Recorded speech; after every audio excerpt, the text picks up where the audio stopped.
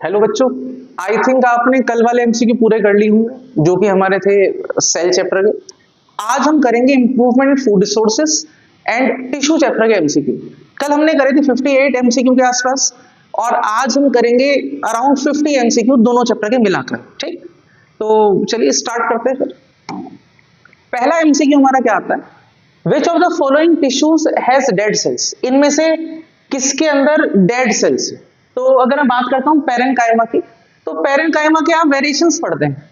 जैसे पैरेन्काइमा का main function जो होता है वो होता है स्टोर्स फूड को स्टोर करता है। दूसरा फंक्शन इसका होता है स्टोर्स क्लोरोफिल। ये क्या करता है, क्लोरोफिल स्टोर करता है, स्टोर्स क्लोरोफिल। और इसकी वजह से इसका एक नाम होता है अलग से, क्या नाम होता है, क्लोरेन्काइमा। देन ऐसे ही इसका एक तीसरा फंक्शन भी है, ये क्या स्टोर करता है बेटा, इट स्टोर्स एयर कैविटीज, जो एक्वेटिक प्लांट्स को फ्लोट करने में क्या करती हैं, हेल्प करती हैं। और इसका नाम क्या होता है, इसका नाम हो जाता है एरेन्काइमा, है ना। तो ये बेसिकली पैरेन्काइमा के जो सेल्स होते हैं वो लिविंग होते हैं, है ना। देन फिर बात करते हैं स्क्लेरेन्काइमा की। स्क्लेरेन्काइमा के अंदर जो सेल्स हैं वो डेड होते हैं बेटा। ये हार्डनेस और स्टिफनेस प्रोवाइड करता है। और कहाँ होता है, ये वेन्स ऑफ द लीव्स के अंदर होता है, हस्क ऑफ कोकोनट के अंदर होता है। ये आप सबने पढ़ा है, बुक के अंदर लिखा हुआ है एनसीईआरटी। तो ये जो स्क्लेरेन्काइमा है इसके अंदर कैसे सेल्स होते हैं, डेड सेल्स होते हैं। देन कोलेन्काइमा, ये किस में हेल्प करता है, बेंडिंग में हेल्प करता है। इसके अंदर भी लिविंग सेल्स होते हैं। और epithelial tissue basically animal tissue का टाइप है और ये भी लिविंग सेल्स होते हैं इसके अंदर। ठीक, तो इसका आंसर है बेटा स्क्लेरेन्काइमा। चलिए नाउ नेक्स्ट क्वेश्चन है, फाइंड आउट इनकरेक्ट सेंटेंस। इनमें से इनकरेक्ट सेंटेंस कौन सा है। तो देखिए इस क्वेश्चन को देखकर कई बार बच्चे घबरा जाते हैं कि ये क्या वर्ड आ गया, पैरेन्काइमेटस कोलेन्काइमेटस। कुछ नहीं, वही पैरेन्काइमा कोलेन्काइमा ही है, कुछ अलग नहीं है, वही है सेम, बस थोड़ा सा लिखने का तरीका अलग है और कुछ नहीं। देखते हैं, अगर मैं बात करता हूं फर्स्ट की, parenchymatous tissue have intercellular spaces. क्या इसके अंदर स्पेसेस होते हैं, हाँ होते हैं। ये लिखा हुआ है, देखो एनसीईआरटी का डायग्राम ओपन करोगे आप तो उसमें आपको देखने को मिलेगा इंटरसेलुलर स्पेस होते हैं। Collenchymatous tissue are irregular thickened at corners. जो कोलेन्काइमा के टिश्यू है, जैसे आप यहां देखेंगे तो आपको यहां देखने को मिलेगा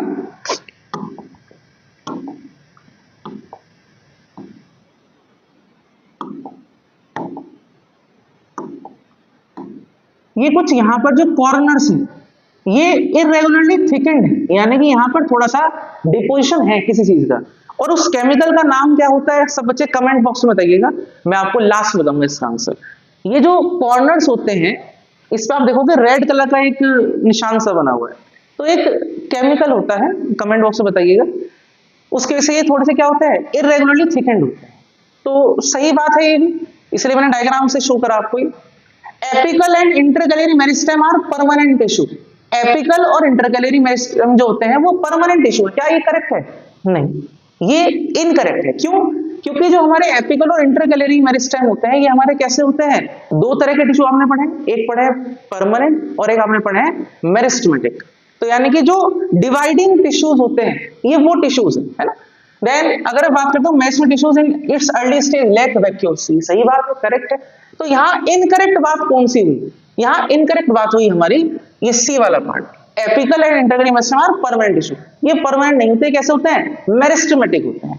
तो इसका आंसर हमारा है सी ऑप्शन इज करेक्ट। ठीक, चलिए नेक्स्ट देखिए बेटा, डायग्राम मैंने यहाँ पे इसमें इंसर्ट किया है। Girth of stem increases due to. अब पहली बात, ये गर्थ क्या होता है भाई, व्हाट इज गर्थ। तो बेटा गर्थ का मतलब होता है डायमीटर। क्या होता है, डायमीटर। तो डायमीटर कौन इंक्रीज करता है, देखिए तीन तरह के टिश्यू पड़ता है मेरिस्टेमेटिक टिश्यू के अंदर। क्या क्या, एक एपिकल मेरिस्टेम जो सबसे टिप पर होता है, tip of the shoot and the root. एक होता है इंटरकैलरी जो इंटरनोड्स के बीच में प्रेजेंट होता है, और एक होता है लेटरल जो आपको कहां देखने को मिलेगा, साइड में देखने को मिलेगा। तो एक तो साइड वाला टिश्यू का दैट इज लेटरल साइड। जैसे ये मान लीजिए एक स्टेम है तो इसके साइड पर जो होगा, आप पढ़ते हैं लेटरल सरफेस एरिया, तो इसके साइड पर होगा that is known as lateral meristem. जो आपको इंटरनोड्स के बीच में मिलेगा टिश्यू से हम क्या कहेंगे, इंटरकैलरी मेरिस्टेम। और जो आपको कहाँ मिलेगा, टिप पर मिलेगा, शूट की और रूट की, वो हमारा कौन सा है, एपिकल मेरिस्टेम। तो एपिकल और इंटरकैलरी ये तो बेसिकली क्या करता है, लेंथ बढ़ाने का काम करता है ना। और अगर मैं बात करता हूं लेटरल मेरिस्टेम की, तो ये क्या करता है, विड्थ बढ़ाता है, डायमीटर बढ़ाता है, चौड़ाई बढ़ाता है, ठीक है। तो इसका आंसर क्या होगा बेटा, इसका आंसर होगा lateral meristem. Lateral meristem is the correct answer of this question. चलिए next question, Which cell does not have perforated cell wall? अब perforated का मतलब पता होना चाहिए, perforated क्या होता है, perforated मतलब इसके अंदर क्या होता है, होल्स होते हैं, ठीक है। तो बेसिकली अगर बात करते हैं चारों में से किसके अंदर होल्स नहीं है, पोर्स नहीं है, पोरस नहीं है, तो वो है कंपेनियन सेल। डायग्राम के थ्रू आपको क्लियरली विजिबल होगा कि इनके अंदर क्या होता है, पोर्स होते हैं, ट्रेचेड में, सीम ट्यूब में और वेसल में, लेकिन कंपेनियन सेल में पोर्स नहीं होते। चलिए now next, intestine absorb the digested food materials, what type of epithelial tissue are responsible for that? तो बेटा जब हम एनिमल टिश्यू पढ़ते हैं ना, तो उसके अंदर एनिमल टिश्यू के अंदर कई सारे टाइप आते हैं, epithelial tissue, connective tissue, muscular tissue, nervous tissue. ऐसे एपिथेलियल टिश्यू के अंदर भी हमारे 6 टाइप है। एक है स्क्वैमस एपिथेलियम, एक है स्ट्रेटिफाइड स्क्वैमस एपिथेलियम, एक है कॉलमनर एपिथेलियम, एक है सिलिएटेड कॉलमनर एपिथेलियम, एक है क्यूबोइडल एपिथेलियम, और एक लास्ट टाइप है ग्लैंडुलर एपिथेलियम। तो उन सब के ना लोकेशन अलग अलग है, वो बेसिकली अलग अलग एरिया से प्रेजेंट होती है सब कवरिंग टिश्यू, लेकिन सबके एरिया क्या है, अलग अलग है। तो यहां पूछा है जो इंटेस्टाइन है वो डाइजेस्टेड फूड को एब्जॉर्ब कर लेती है, तो बताओ वहां पर कौन सा एपिथेलियल टिश्यू होगा। तो इसका आंसर बेसिकली हमारा क्या है, columnar epithelium. Columnar epithelium present होता है कहां पर, स्मॉल इंटेस्टाइन के अंदर, ठीक, जो क्या करता है, डाइजेस्टेड फूड को एब्जॉर्ब करने का काम करता है। आई थिंक समझ में आया होगा आपको। चलिए नेक्स्ट, अब बात आती है यहाँ पर ना टेंडन और लिगामेंट का कंसेप्ट आपको क्लियर होना चाहिए। देखिए मैं आपको एक छोटा सा एक ट्रिक बताता हूं, आप ना 2 वर्ड याद रखिएगा, मतलब एक तो याद रखिएगा BLB, बोन को बोन से जोड़ने वाला कौन, लिगामेंट, और एक याद रखिएगा MBT, मसल को बोन से जोड़ने वाला कौन, टेंडन। तो BLB और MBT ये 2 शब्द आप लिख कर रख लो कहीं पर, पेपर में अगर कोई क्वेश्चन आता है टेंडन लिगामेंट का, थोड़ा सा लॉजिक लगाओ, आंसर आपको क्लियर हो जाएगा। बोन को बोन से जोड़ने वाला कौन, लिगामेंट, और मसल को बोन से जोड़ने वाला कौन, टेंडन, ठीक। चलिए देखते हैं क्या है। A person met with an accident in which 2 long bones of the hand were dislocated, जो हाथ की जो 2 बोन्स हैं वो डिसलोकेट हो गए। Which among the following may be the possible reason, इनमें से कौन सा पॉसिबल रीजन होगा। तो सीधी सी बात है, 2 बोन्स को जोड़ने वाला कौन है, लिगामेंट, तो लिगामेंट ब्रेक हुआ होगा, तो इसका आंसर कौन सा है, लिगामेंट ब्रेक। इसका आंसर है लिगामेंट ब्रेक। ये 2 डायग्राम मैंने यहाँ पे इंसर्ट किए समझाने के लिए कि देखो, अगर बात करता हूं मसल को बोन से जोड़ने वाला, ये येलो कलर का एक आपको टिश्यू दिखाई देगा, इसका नाम क्या है, टेंडन नाम है इसका, ठीक। और अगर मैं बात करता हूं इधर इस वाले डायग्राम की, तो इस वाले डायग्राम में आप देखो दोनों ही दिखा रखे, मसल को बोन से जोड़ा किसने, टेंडन ने, और बोन को बोन से जोड़ा किसने, लिगामेंट ने। तो ये आपको लिगामेंट और ये टेंडन के बारे में बताया गया। चलिए आई होप आपको ये क्वेश्चन समझ में आया होगा, बिल्कुल सिंपल कंसेप्ट है, ये याद रखिएगा, BLB और MBT। चलिए next, While doing work and running, you move your organs. जब आप कोई वर्क करते हैं या आप भागते हैं, आप अपने ऑर्गन्स को मूव करते हैं, जैसे कि हैंड्स को, लेग्स को, जैसे इस टाइम मैं आपको पढ़ा रहा हूं तो मैं पैरों के थ्रू मूव कर रहा हूं, अपने हैंड के एक्शन से आपको समझा रहा हूं, है ना। तो विच among the following is correct, तो आपको 4 सेंटेंस दे दिए बेटा। तो हमेशा याद रखना, जो हमारे कंट्रोल में मसल्स हैं वो स्केलेटल मसल्स कहलाती हैं, या आप कह सकते हो स्ट्राइटेड मसल्स कह सकते हो आप, है ना। और वो हमारे अकॉर्डिंग वर्क कर रही है तो उन्हें क्या कहा जाता है, वॉलंटरी मसल्स कहा जाता है। तो देखिए जरा, इसमें सबसे पहली बात A और B तो है ही नहीं, क्योंकि स्मूथ मसल्स की बात आ रही, और ये इनवॉलंटरी होती है। फिर आया C और D, skeletal muscles, skeletal muscles, तो यानी कि आंसर तो C और D में से है आपका। अब बात आती है कि C ऑप्शन करेक्ट है या D ऑप्शन करेक्ट है। अब आप समझो, मसल्स के थ्रू हम क्या कर रहे हैं, बोन्स को मूव करा रहे हैं, है ना। तो मसल और बोन आपको बताया था कुछ, मसल और बोन, तो क्या चीज आई, टेंडन, MBT।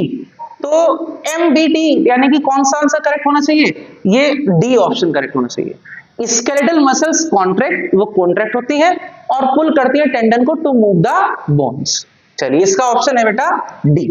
कभी भी कोई हार्ड क्वेश्चन हो ना बेटा, ऐसा लगे कि ये तो बहुत उलझ गया क्वेश्चन, थोड़ा अपने कंसेप्ट को रिवाइज किया करो, क्योंकि पेपर तो आपका हार्डली 1.5 से 2 घंटे में हो जाता है। बाकी तो 1 घंटा बस आप वही एक का दो, दूसरे का तीसरा, तीसरा चौथा ही करते हो और कुछ नहीं, है ना। तो बेसिकली ध्यान करो अपने पेपर पे, बाकी दूसरे का तीसरा तो बेटा पूरी जिंदगी चलता ही रहेगा, ठीक है, इस पे ध्यान मत दो, ये करो आप। चलो अब इसके बाद 8 क्वेश्चन करते हैं। देखो क्या है, विच मसल्स एक्ट इनवॉलंटरी। तो बेटा मैं आपको बताऊं 3 तरह की मसल्स हैं। एक है स्ट्राइटेड, जो हमारे हाथों पैरों में होते हैं, लिम्स में, नेक में, यानी कि ऐसे पार्ट्स में जिन्हें हम अपने अकॉर्डिंग मूव करा सकते हैं। एक होती है हमारी स्मूथ मसल, यानी कि अनस्ट्राइटेड, जिन्हें हम अपने अकॉर्डिंग मूव नहीं करा सकते, जैसे कि एलिमेंट्री कैनाल के अंदर है ना, ये सब। और एक होती है बेटा जो एग्जैक्टली या खाली एक ही जगह मिलती है आपको, दैट इज हार्ट के अंदर, उनका नाम है कार्डियक मसल्स। तो कार्डियक मसल्स और स्मूथ मसल्स ये हमारी दोनों कैसी हैं, इनवॉलंटरी मसल्स हैं। चलिए तो बेटा देख लो आप एक बार कौन कौन से ऑप्शन करेक्ट होने चाहिए। स्ट्राइटेड तो हमारा वॉलंटरी मसल है ना, स्ट्राइटेड का ही दूसरा नाम स्केलेटल होता है, तो फर्स्ट और फोर्थ तो है ही नहीं। स्मूथ मसल अनस्ट्राइटेड होती है और कार्डियक मसल अनस्ट्राइटेड होती है, तो सेकंड और थर्ड देखो किस में आ रहा है, तो सेकंड थर्ड आ रहा है बी ऑप्शन के अंदर, तो बी ऑप्शन इज करेक्ट। ठीक, ये आपको डायग्राम मैंने दिखाया, ये हमारा किसका डायग्राम है, स्ट्राइटेड मसल्स का। ये हमारा किसका डायग्राम है, अनस्ट्राइटेड मसल्स का। बनाने के लिए क्या आता है, ये एनसीईआरटी का 6th क्वेश्चन है, ठीक, और ये हमारा है कार्डियक मसल्स का डायग्राम। ठीक, चलिए इसके बाद next, meristematic tissues in plants are. जो मेरिस्मेटिक टिश्यूज होते हैं प्लांट्स के अंदर, वो उसके कुछ 4 बातें देती हैं, बताना कौन सा सही लग रहा है इसके साथ। लोकलाइज्ड एंड परमानेंट, क्या ये पर्टिकुलर लोकेशंस पाए जाते हैं, हाँ सर्टेन लोकेशंस होती हैं, जैसे कि at the tip of the shoot और रूट और साइडवेज पाया जाता है और इंटरनोड्स के पास, तो लोकलाइज तो होते हैं लेकिन परमानेंट नहीं होते, है ना।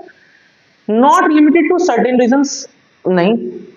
लोकलाइज एंड डिवाइडिंग सेल्स, ये करेक्ट है भाई, लोकलाइज होते हैं और लगातार डिवाइड होते रहते हैं, तो इसका आंसर हमारा क्या है, सी ऑप्शन इज करेक्ट। ठीक है, चलिए नेक्स्ट,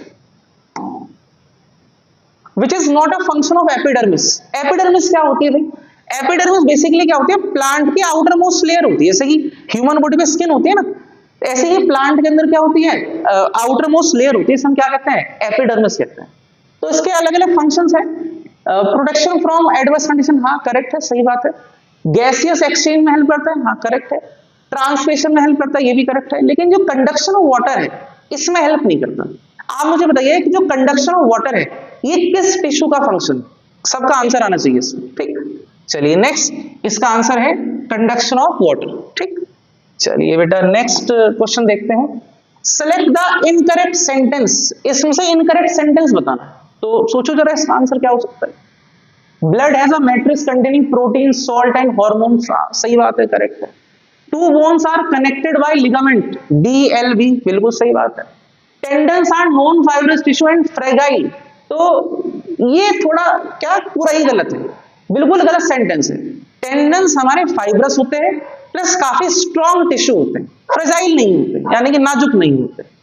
और cartilage is a form of connective tissue, बिल्कुल सही बात है, कार्टिलेज जो है कनेक्टिव टिश्यू है। तो इसका जो इनकरेक्ट स्टेटमेंट है इन चारों में से वो कौन सा है, सी ऑप्शन। ठीक, चलिए इसके बाद बेटा next, cartilage is not found in, cartilage इन चारों में से किसके अंदर नहीं मिलेगा आपको। तो देखो बेटा ये आपको थोड़ा पता होना चाहिए कि लोकेशन कहां कहां है। तो इसका बेसिकली आंसर है किडनी। किडनी के अंदर आपको जो कार्टिलेज है वो नहीं मिलेगा। नोज टिप पे होता है, ईयर यहां पर होता है, देखिए आप इसे फोल्ड कर सकते हैं, इसको भी आप मूव कर सकते हैं, तो ये फ्लेक्सिबल टिश्यू है ना। तो बेसिकली आपको नोज मिलेगा, ईयर मिलेगा और लैरिंक्स में मिलेगा यहाँ पर। ठीक, जहां नहीं मिलेगा वो कौन सी लोकेशन है, किडनी लोकेशन। चलिए इसके बाद next, fats are stored in human body as, fat किस टिश्यू के अंदर स्टोर होते हैं। तो फैट स्टोर होते हैं किसके अंदर, एडिपोज के अंदर। तो इसका आंसर है एडिपोज टिश्यू। चलिए इसके बाद next, bone matrix is rich in, ये दोनों में आता है बेटा, बोन की मैट्रिक्स ही पूछते हैं और कार्टिलेज की मैट्रिक्स ही पूछते हैं। तो मैंने बोन की मैट्रिक्स का क्वेश्चन तो दिया हुआ है इसके अंदर, मैंने कार्टिलेज का नहीं दिया हुआ। तो कार्टिलेज की जो मैट्रिक्स है वो किससे बनी होती है, वो आप कमेंट बॉक्स में बताएंगे। ठीक, चलिए देखिए, बोन की मैट्रिक्स बनी होती है कैल्शियम एंड फोस्फोरस के कंपाउंड से। ठीक, तो इसका आंसर है 14th का बी। चलिए बेटा नेक्स्ट 15th एमसीक्यू पे आ चुके बेटा। Contractile proteins are found in, contractile protein किसके अंदर पाए जाते हैं, तो बेसिकली इसका आंसर है मसल। ठीक है, इस मसल्स के अंदर आपको कौन सा प्रोटीन मिलेगा, कॉन्ट्रेक्टाइल प्रोटीन मिलेगा। चलिए इसके बाद नेक्स्ट देखिए, कई सारे डायग्राम इससे मैंने दिए हैं। Voluntary muscles are found in, voluntary muscles कौन सी होती है, अभी बताया था, जो हमारे अकॉर्डिंग मूव करती हैं। ठीक, तो जैसे देखो बेटा इसमें 4 ऑप्शन है, मैंने सबके डायग्राम इंसर्ट किए। जैसे एलिमेंट्री कैनाल है, तो क्या फूड ऐसा होता है कि हम उस फूड को खाते हैं और हमारे अकॉर्डिंग मूव करता है, नहीं, अपने आप मूवमेंट होता रहता है। तो एलिमेंट्री कैनाल के अंदर तो वॉलेंटरी मसल्स नहीं होंगी। देन ये हाथ के मसल्स दिखा रखी हैं आपको, और ये लेग्स की मसल यानी कि लिम्स, हाथ और पैर, 4 लिम्स और हैंड लिम्स पढ़ा हुआ आपने कभी 5th 6th क्लास के अंदर, तो ये वही बताया हुआ है। देन ये है लंग्स, लंग्स के अंदर ब्रोंकाई होती है, जैसे ये तो पार्ट हो गया ट्रैकिया, और फिर 2 ट्यूब में जैसे टूट रहा है, तो ये हमारा क्या कहलाता है, ब्रोंकाई कहलाता है। ठीक है, और एक है iris of the I. Iris of the I basically अगर मैं बात करता हूं, क्या होता है आइरिस, 2 चीजें होती है बेटा आइरिस, जो फ्रंट से आपको दिखाई देती है, कलर्ड पार्ट होता है, और एक आपको बीच में सेंटर में दिखता है ब्लैक पार्ट दिखता है। तो ब्लैक वाला पार्ट तो प्यूपिल है, और जो कलर्ड पार्ट है वो हमारा क्या है, आइरिस है, जो प्यूपिल के साइज को क्या करता है, कंट्रोल करता है। ठीक, तो ये पूछा है वॉलेंटरी कौन सी, जो हमारे अकॉर्डिंग मूव करती है।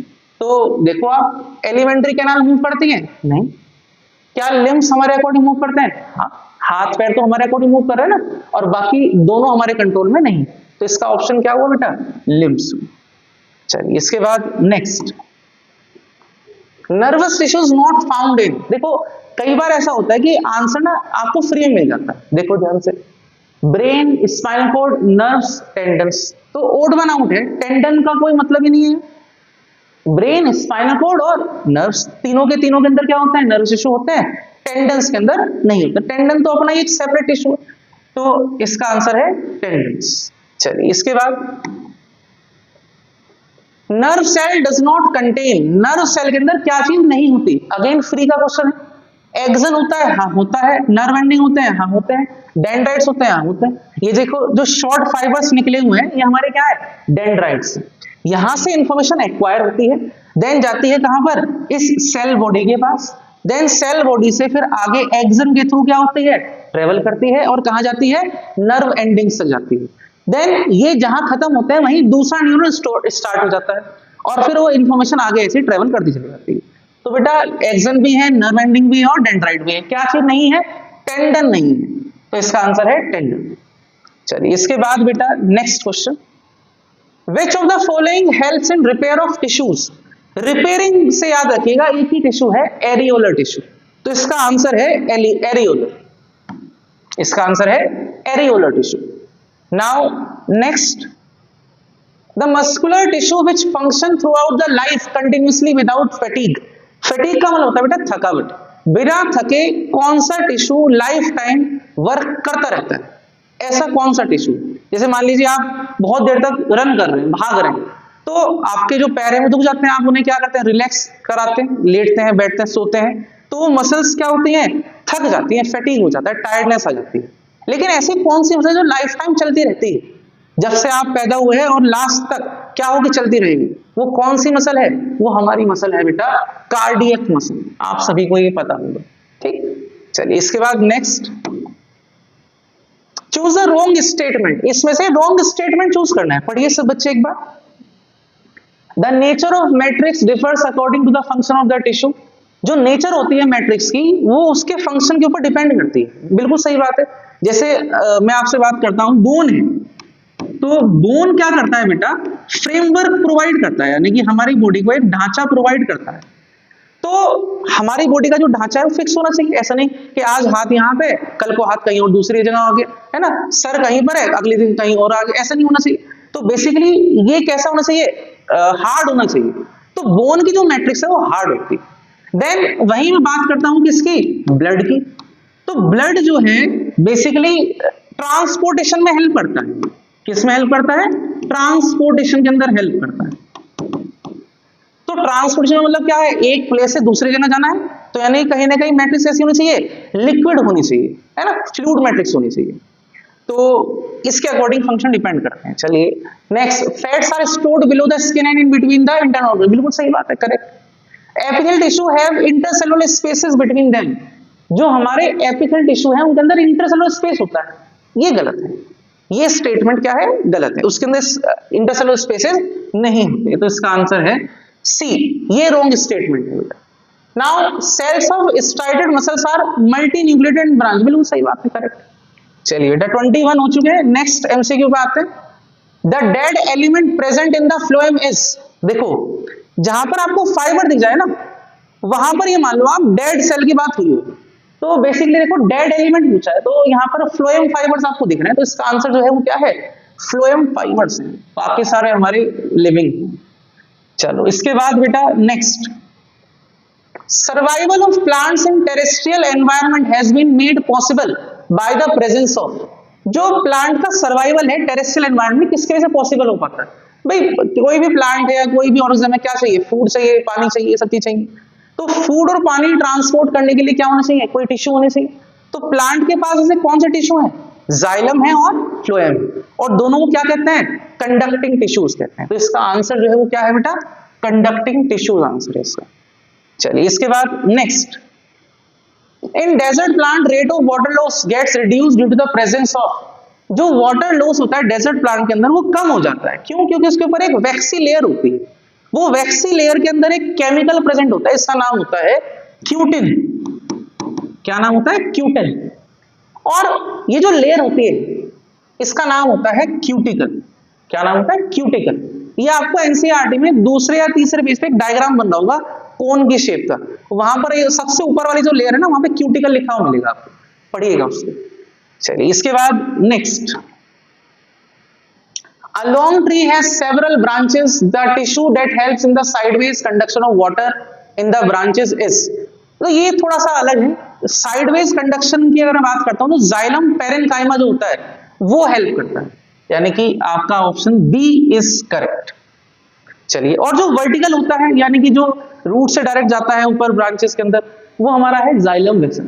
तो इसका आंसर जो है साइडवेज वाला जो है वो है जाइलम पेरेन्काइमा। थोड़ा याद रखना पड़ेगा इसको आपको, लेकिन कोई नहीं, एक आधा क्वेश्चन ऐसा होता भी है। चलिए next, if the tip of sugarcane plant is removed from the field, even then it keeps on growing in length, it is due to the presence of, अच्छा क्वेश्चन है, बढ़िया है ये। शुगर केन का प्लांट के बारे में बात हुई है कि अगर उसे हटा भी दें फील्ड से, तो even then it keeps on growing in length, it is due to the presence of. तो बेटा आपको पढ़ाया गया था इंटरकैलरी मेरिस्टेम, वो क्या करता है? इंटरनोड्स की लेंथ इंक्रीज करने में हेल्प करता है। तो अगर उसे एपिकल मेरिस्टेम को हम हटा भी दें तो जो इंटरनोड्स होंगे वो क्या कर सकते हैं? ग्रो करने में हेल्प कर सकते हैं। तो इसी की वजह से क्या होता है, जो शुगर केन है अगर उसे फील्ड से हटा भी दें, उसे पीसेस कट करके इंट्रोड्यूस करें फील्ड के अंदर, तो उससे नए शुगर केन क्या कर सकते हैं? हम ग्रो कर सकते हैं। तो इसका आंसर है बेटा इंटरकैलरी मेरिस्टेम, ये ग्रो करता है। ठीक, चलिए इसके बाद next, a nail is inserted in the trunk of a tree at a height of 1 meter from the ground level. After 3 years the nail will, इन्होंने कहा एक पेड़ है उसमें 1 मीटर के ऊपर एक नेल यानी कि कील को इंसर्ट कर दिया, 3 साल बाद अगर हम देखते हैं तो नेल कहां पर होगा? वहीं होगा। कहां चला जाएगा? भाई पेड़ की लंबाई बढ़ेगी, चौड़ाई बढ़ेगी, तो वहीं तो रहेगा, कहीं दूर थोड़ी चला जाएगा कि वो ऊपर बढ़ गया ऊपर चला गया, नहीं, सेम जगह रहेगा। तो इसका आंसर क्या है? Remain at the same position. चलिए इसके बाद next, the parenchyma cells are, simple से है, देखो पेरेन्काइमा की एक पहचान है कि उसकी जो सेल वॉल होती है बहुत थिन होती है, तो इसमें सीधा दिख रहा है थिन वॉल्ड आ रहा है और रिलेटिवली अनस्पेसिफाइड। क्यों? क्योंकि इसका स्टोरेज का काम अलग अलग है, ये फूड भी स्टोर कर सकता है, ये क्लोरोफिल भी स्टोर कर सकता है, और ये एयर कैविटीज भी स्टोर कर सकता है ना, तो इसलिए अनस्पेसिफाइड है और वॉल कैसी है? थिन। चलिए इसके बाद next, flexibility in plants is due to, flexibility क्या होता है भाई? फ्लेक्सिबिलिटी का मतलब होता है लचीलापन, यानी कि आप एक कोई ब्रांच लीजिए और आप उसको ऐसे बेंड करिए, कुछ दिक्कत नहीं, ऐसा नहीं एकदम टूट जाएगी, वो बेंड हो जाएगी, ऐसे कर्व आ जाएगा। तो उसे बोलते हैं फ्लेक्सिबिलिटी। या अगर मैं बात करता हूँ एक पत्ती ले, आप पत्ती को हल्का सा ऐसे फोल्ड करें तो फोल्ड हो जाती है, टूटती नहीं। तो ये जो फ्लेक्सिबिलिटी आ रही है या जो बेंडिंग एबिलिटी है, ये किसकी वजह से? एक टिश्यू है, इसका नाम क्या है? कोलेनकाइमा। चलिए इसका आंसर है collenchyma. Cork cells are made impervious, ये वर्ड याद रखो भाई, इम्परवियस। इम्परवियस का मतलब होता है जो किसी चीज को अंदर या बाहर ना जाने दे। तो जो हमारे कह सकते हो कॉर्क सेल्स है, जो पेड़ होता है ना, कल ही बताया था मैंने आपको, ये बेसिकली लीव्स वाला पार्ट है, नीचे रूट्स वाला पार्ट है, और ये है स्टेम। स्टेम के साइड में जो लेयर होती है, इसे हमने बताया था आपको, क्या जो पपड़ी जमी रहती है उसे हम क्या कहते हैं? कॉर्क कहते हैं। ठीक, पेड़ की जो छाल है। तो इम्परवियस थी वाटर गैस, यानी कि उसमें अंदर या बाहर वाटर गैस का मूवमेंट नहीं है। तो ये क्यों, ऐसा क्या कारण? तो बेटा एक ना डिपोजिशन होता है वहां पर एक केमिकल का, इसका नाम है सुबेरिन। एक पहले पढ़ाया था क्यूटिन, वो अलग है, ये है सुबेरिन। ये इम्परवियस बनाते हैं, यानी कि गैस और वाटर दोनों बाहर या अंदर नहीं जा सकते। ठीक, तो इसका आंसर है सुबेरिन। चलिए इसके बाद next, the entire body surface and cavities inside the body are lined by, जितना एंटायर सरफेस है बॉडी का और जो अंदर कैविटीज है, जैसे माउथ कैविटी है ना, तो ये किस टिश्यू से कवर्ड है? तो कवरिंग टिश्यू जो होता है बेटा, वो हमारी बॉडी में कौन है? वो है एपिथेलियल टिश्यू। मस्कुलर टिश्यू के 3 टाइप मैंने आपको पढ़ाए, कौन कौन से? स्ट्राइडेड, अनस्ट्राइडेड और कार्डियक। ये हमें हेल्प करता है मूवमेंट में, चाहे वो हमारे हार्ट का मूवमेंट हो, चाहे वो हमारे लेग्स का मूवमेंट हो, या चाहे वो हमारे हैंड्स का मूवमेंट हो, ये हमें मूवमेंट में हेल्प करती है। देन एक होता है कनेक्टिव टिश्यू। ये कनेक्टिव का नाम से ही पता लग रहा है, कनेक्टिव का मतलब कनेक्ट करने वाले, एक पार्ट को दूसरे पार्ट से जो कनेक्ट करता है वो हमारा कौन सा टिश्यू है? कनेक्टिव। जैसे इसके एग्जांपल हमने, मतलब अगर बात करता हूं तो एक तो ब्लड है, एक बोन है, टेंडन्स है, लिगामेंट्स है, एरियोलर टिश्यू है, एडिपोज टिश्यू है ना, ये सारे किसके एग्जांपल है? कार्टिलेज, सबके किसके एग्जांपल है? किसके टाइप है? कनेक्टिव टिश्यू के टाइप। देन एक है नर्वस टिश्यू। नर्वस टिश्यू में क्या होता है? नर्व सेल हम पढ़ते हैं, जो आपको मैंने अभी न्यूरॉन के बारे में सारा बताया, तो ये वही है ना। तो बॉडी के जो कवरिंग टिश्यू है वो हमारा कौन सा है? Epithelial tissue. 31 का डी ऑप्शन जो है वो क्या है? करेक्ट है। चलिए इसके बाद बेटा next 32, this is the last MCQ of this chapter. Cells of sclerenchyma tissue is very thick due to the deposition of, एक यहाँ पर नया वर्ड आ गया, इसका नाम है लिग्निन। तो आपने 3-4 चीजें पढ़ी बेटा, एक पढ़ा आपने क्यूटिन, एक आपने पढ़ा सुबेरिन, एक आपने पढ़ा लिग्निन। सबके लोकेशन अलग अलग हैं, ढंग से पढ़कर जाइएगा, याद रखिएगा। मैं लिख देता हूं आपके लिए क्या क्या। एक तो है बेटा सुबेरिन, ध्यान से पढ़ के जाओगे। एक आप पढ़ के जाओगे क्यूटिन, ध्यान से। एक आप पढ़ के जाओगे लिग्निन, और एक वर्ड और बता देता हूं, वैसे तो है नहीं, एक वर्ड है पेक्टिन। तो ये चारों वर्ड बड़े ध्यान से देख लेना क्या क्या है एक बार। तो इसका आंसर है ठीक कहा है ना, तो लिग्निफाइड वॉल्स होती है, तो बेसिकली लिग्निन आंसर है। चलिए इसके बाद अब हमारा शुरू होता है बेटा इंप्रूवमेंट इन फूड रिसोर्सेस। ये इसके अंदर हमारे ज्यादा एमसीक्यू, 18 एमसीक्यू आसपास की शीट है, ढंग से कर लेना, हो सकता है इसके अंदर से आ जाए, लेकिन कह कुछ नहीं सकते, कुछ भी आ सकता है, लेकिन सारा पढ़ के जाइए एक बार अच्छे तरीके से। हो सकता है इनमें से कोई क्वेश्चन आपको मिल जाए। भाई 58 कल करें, 50 आज करें, 108 एमसीक्यू के आसपास हमने कर लिए, तो भाई 108 में कुछ तो एमसीक्यू मिलेंगे आपको। आप मेन फोकस रखा करें कि आपके पास सारी नॉलेज है या नहीं। ये नहीं कि 10 एमसीक्यू कर दिए और उसमें पेपर आ गया, उससे क्या नॉलेज मिलेगी? उससे कोई नॉलेज नहीं मिलेगी। वो तो एक आपका मूर्खपना हो जाएगा कि हम 10 एमसीक्यू भरोसे पेपर देने जा रहे हैं। नहीं, ऐसा नहीं करना चाहिए। आप पूरा प्रॉपर पढ़ के जाओ, अच्छा पढ़ के जाओ, तो आपके नंबर भी अच्छे आएंगे। थोड़ा सा पढ़ के जाओगे तो नंबर भी बेटा थोड़े से, ये तो सही आएंगे बस। ठीक, चलो इसके बाद improvement in food resources. Which one is an oil yielding plant among the following? 4 दे रखा है। एक है लेंटिल, ये क्या होता है? ये मसूर होते हैं, मसूर की दाल होती है ना वो।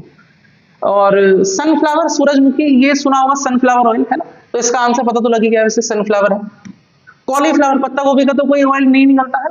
और हिबिस्कस गुड़हल का फूल होता है, तो ना तो लेंटिल इसका आंसर है, ना कॉलीफ्लावर, ना हिबिस्कस। इसका आंसर क्या है? Sunflower is the correct option. चलिए next, which one is not a source of carbohydrate? इसकी थोड़ी सी नॉलेज, जनरल नॉलेज आपको होनी चाहिए। जैसे राइस है, चावल में कार्बोहाइड्रेट होता है। मिलेट्स क्या होता है? मिलेट्स होता है बाजरा, इसके अंदर भी आपका क्या होता है? कार्बोहाइड्रेट होता है।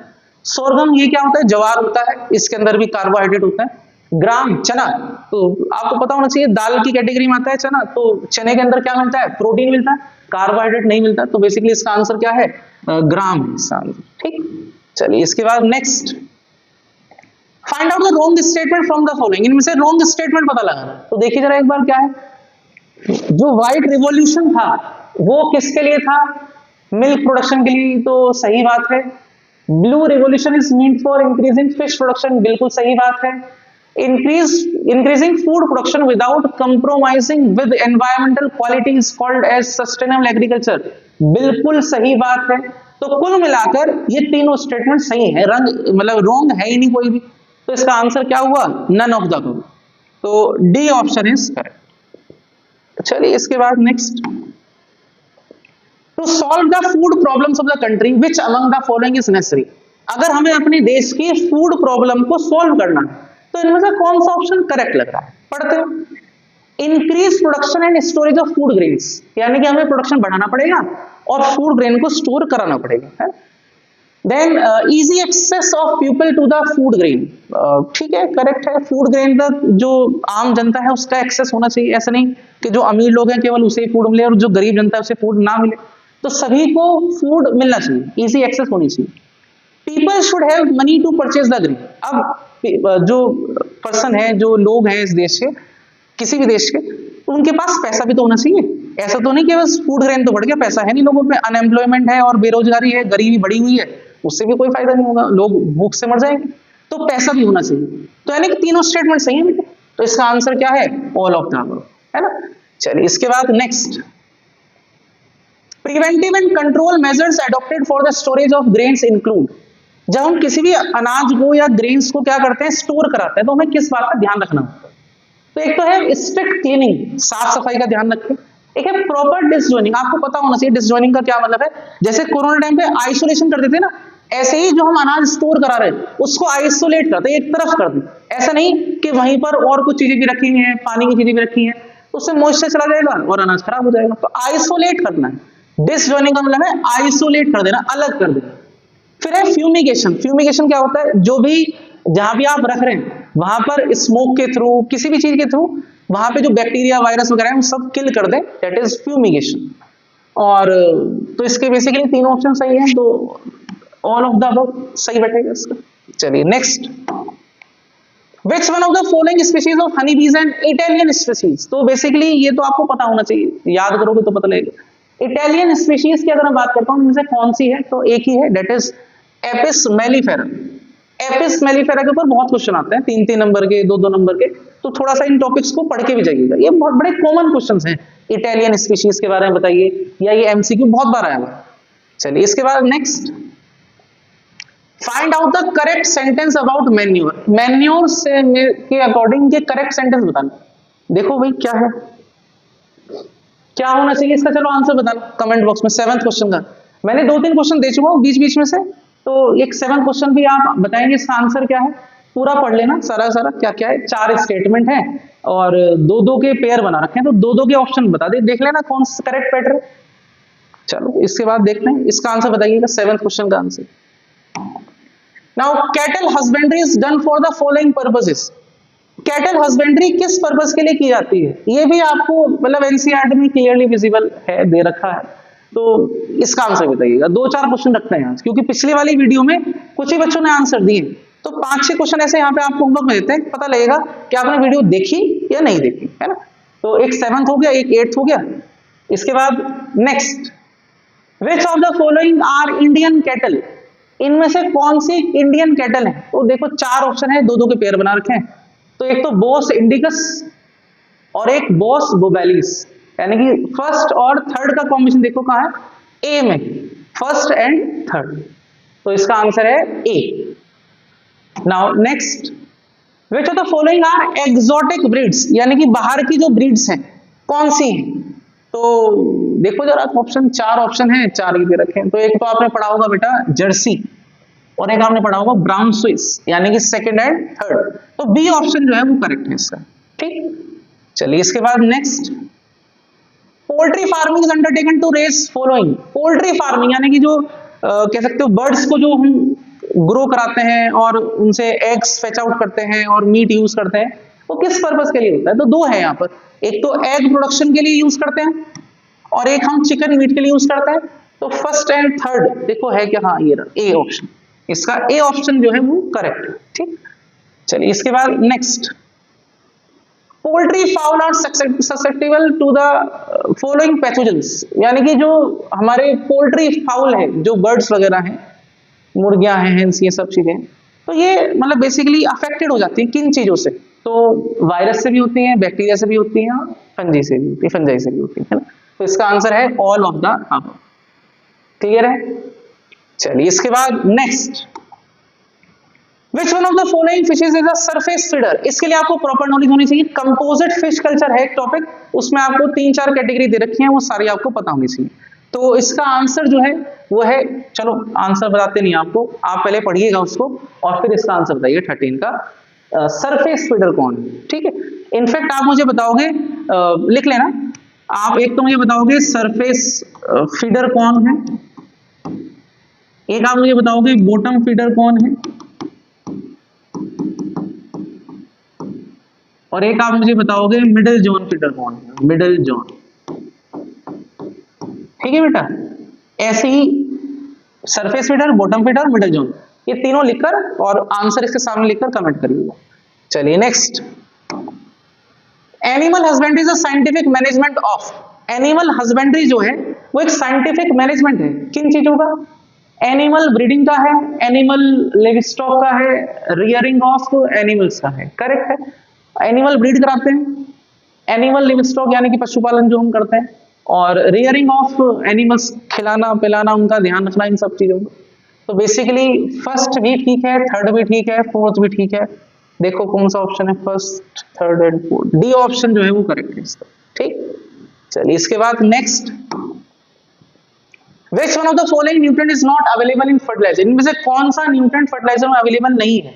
तो आपको पढ़ाया जाता है, ऐसे पढ़ाया जाता है, NPK जो लार्ज क्वांटिटी में चाहिए, जो मेन न्यूट्रिएंट चाहिए प्लांट को, कौन कौन से है? NPK, nitrogen, phosphorus and potassium.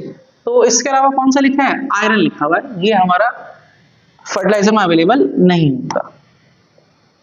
Next, the changes brought by biotic and abiotic factors in the food grains which are not stored properly includes, कौन कौन से चेंजेस हैं?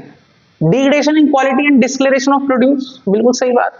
जो भी हम अनाज स्टोर कराते हैं उसके अंदर ये दिक्कत आती है, उसका कलर, जैसे राजमा होता है, राजमा आपका एक बिल्कुल डार्क रेडिश ब्राउन से कलर का होता है।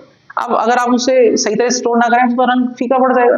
तो आप मान लीजिए किसी पंसारी की दुकान पे गए लेने के लिए और आपने कहा राजमा दे दिया, उसने आपको एक राजमा दे दिया, उसका कलर फेड हुआ है, आप कहोगे तो खराब है, मैं लेते हैं, तो उसकी मार्केट क्या होगी? खराब होगी, मतलब बेसिकली वो कोई खरीदेगा नहीं, है ना? तो डिस्कलेशन भी होता है, लॉस इन वेट, हाँ, जब उसमें क्या होता है, उसका जो वेट है वो कम हो जाता है, अंदर से ना खराब होने शुरू हो जाता है, तो ये भी है। और पुअर जर्मिनेबिलिटी, ये भी है, ये भी हो जाता है, सही तरह अंकुरित नहीं हो पाते। तो यानी कि 3 ऑप्शन करेक्ट है। तो इसका आंसर है ऑल ऑफ दीज। ये हटा देता हूं मैं, कोई कंफ्यूजन ना रहे किसी बच्चे को। तो इसका आंसर है ऑल ऑफ दीज। चलिए इसके बाद next, the way of incorporating desirable characters into crop varieties is by. देखिए मान लीजिए हमें चाहिए एक ऐसी क्रॉप जिसकी क्रॉप यील्ड यानी कि फसल की जो पैदावार है बहुत ज्यादा हो और उस पर डिसीज ना लगे, जो डिसीज रेजिस्टेंट। तो हम क्या करते हैं, अगर मान लो एक क्रॉप है जिस पे डिसीज नहीं लगती लेकिन फसल की पैदावार कम है, एक है कि फसल की पैदावार तो ज्यादा है लेकिन उसमें डिसीज लगती है, तो हम क्या कर सकते हैं, उन दोनों का एक मिक्सचर बना सकते हैं, है ना? उसका क्रॉस ब्रीडिंग करा सकते हैं। उसका एक टेक्निक का नाम कहलाता है हाइब्रिडाइजेशन, या एक टेक्निक और होती है उसे हम कहते हैं बाय इंट्रोड्यूसिंग द जीन। वो जीन लेवल पे वर्क करा जाता है उस पर। और एक होता है जब दो का क्रॉस कराते हैं। तो फिलहाल यहाँ पर इंट्रोड्यूसिंग जीन तो नहीं है, इसका आंसर यहाँ पे है हाइब्रिडाइजेशन, यानी कि दो क्रॉप की क्वालिटी को एक में लेकर आते हैं, यानी डिजायर्ड कैरेक्टरिस्टिक्स को हम एक क्रॉप के अंदर लेकर आते हैं, तो that is known as hybridization. चलिए इसके बाद नेक्स्ट लास्ट एमसीक्यू है बेटा, the shorter duration crops helps the farmer. Last में भी एक आधा होगा, the shorter duration of crops, the shorter duration crops helps the farmer. जितनी ड्यूरेशन कम होगी क्रॉप की, वो फार्मर को किस तरह से हेल्प करेगी? By making variety economical, by allowing farmers to grow multiple round of crops in a year, by getting uniform maturity and easy harvesting, या फिर both A and B। तो दो क्वेश्चन वो और एक क्वेश्चन ये, तीसरा क्वेश्चन आ गया होमवर्क में। चलिए नेक्स्ट, आगे भी एक दो क्वेश्चन और हैं, वो भी देख लीजिएगा होमवर्क में। 19th भी और 20 दोनों होमवर्क में रखिएगा। The major group of activities for improving crop yield can be classified as, बिल्कुल सिंपल क्वेश्चन है, इसका आंसर आप एकदम बता देंगे। ठीक, तो 7th 8 17 18 एंड 19 और एक लास्ट क्वेश्चन भी देख लो। Which of the following is raised as food for the livestock? Livestock के लिए इसमें से कौन सा फूड हम कह सकते हैं कि ये लिव स्टॉक के लिए फूड माना जाएगा? तो चार ऑप्शन हो गए, मतलब 4-5 हो गए आपके पास एमसीक्यू। इन सभी के एमसीक्यू के आंसर आप कमेंट बॉक्स में लिखिएगा। आई होप सभी बच्चों को जितने भी एमसीक्यू कराए गए आप सभी को समझ आए होंगे। हो सकता है पेपर में आ जाए आपके 108 एमसीक्यू आपको कराए हैं तो आ ही जाएंगे, है ना। और फिर भी आप एनसीईआरटी की रीडिंग ना छोड़े कोई बच्चा, एनसीईआरटी वर्ड टू वर्ड पढ़ के जाइए। कोई भी क्वेश्चन ऐसा ना हो कि जो आप छोड़ के जाए, क्योंकि पेपर के अंदर बेटा ये नहीं पता लगता कि कौन सा क्वेश्चन कहाँ से पूछे जाए। मान लीजिए एनसीईआरटी कोई लाइन है, वहां से कोई क्वेश्चन फ्रेम कर दिया, हो सकता है वहां से पूछ ले आपसे। प्लस इसके साथ साथ आप ना जितने भी डिफरेंसेस हैं वो सारे डिफरेंसेस की एक शीट बनाओ, उनके आंसर लिखकर देखो। जैसे प्रोकैरियोटिक सेल, यूकैरियोटिक सेल का डिफरेंस है ना, बहुत बार आता है। एनिमल सेल, प्लांट सेल, जितने भी हैं, ऐसा नहीं एक या दो करके जाओ, सारे करके जाओ। बस लास्ट में जो 2-3 दिन है आपके पास, उसमें आप जितना भी हो सकता है उतना पढ़िए ध्यान से। ठीक है, चलिए मिलते हैं नेक्स्ट वीडियो में जो कल आएगी। उसमें हम ट्राई करेंगे जितने भी एमसीक्यू है केमिस्ट्री के, फर्स्ट से लेके 4th चैप्टर, यानी कि matter in our surrounding, is matter around us pure, atoms and molecules and structure of atom, चारों चैप्टर्स के कोशिश करते हैं कि एक ही शीट में सारे एमसीक्यू कवर कर दो। चलिए कल मिलते हैं। आई थिंक आप सभी बच्चों को सारे एमसीक्यू क्लियर हुए होंगे। Thank you so much.